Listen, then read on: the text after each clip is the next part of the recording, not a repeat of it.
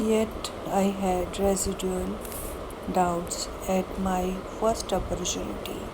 I hurried west, went up the Tytoon to Conrad Meadows, up the Conrad Creek trails to meet glaciers, and camped in the high meadow by the side of Warm Lake.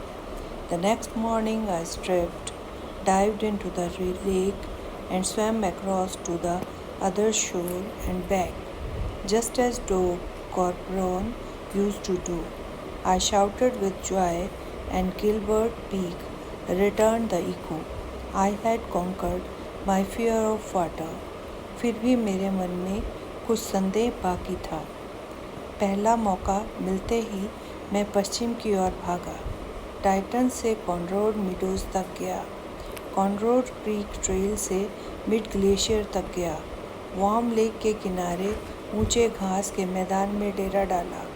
अगली सुबह मैंने कपड़े उतारे, झील में गोता लगाया, दूसरे किनारे तक तैरकर वापस आया, ठीक वैसे ही जैसे डग कॉर्पोरन किया करता था। मैं खुशी से चिल्लाया और गिलबर्ट पीक ने प्रतिध्वनि लौटा दी। मैंने पानी के डर पर विजय पा ली थी। The experience had a deep meaning for me, as only those who have known stark terror and conquered it can appreciate. In death there is peace.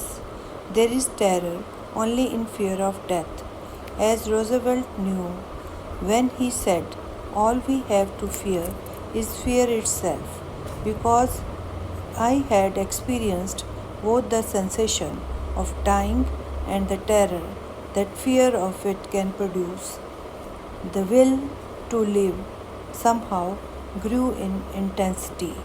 इस अनुभव का मेरे लिए गहरा अर्थ था, क्योंकि केवल वही इसे समझ सकते हैं जिन्होंने भयंकर भय को जाना है और उस पर विजय की है, प्राप्त की है।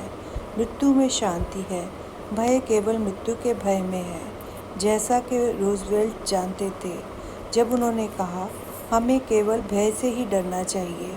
चूँकि मैंने मरने की अनुभूति और उसके भय से उत्पन्न होने वाले भय दोनों का अनुभव किया, इसलिए जीने की इच्छा किसी तरह तीव्रता से बढ़ी।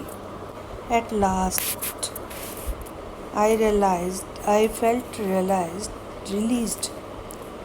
At last I felt released, free to walk the trails and climb the peaks and to brush aside fear. अंततः मुझे मुक्ति का एहसास हुआ। मैं पगडंडियों पर चलने, चोटियों पर चढ़ने और भय को दूर भगाने के लिए स्वतंत्र था।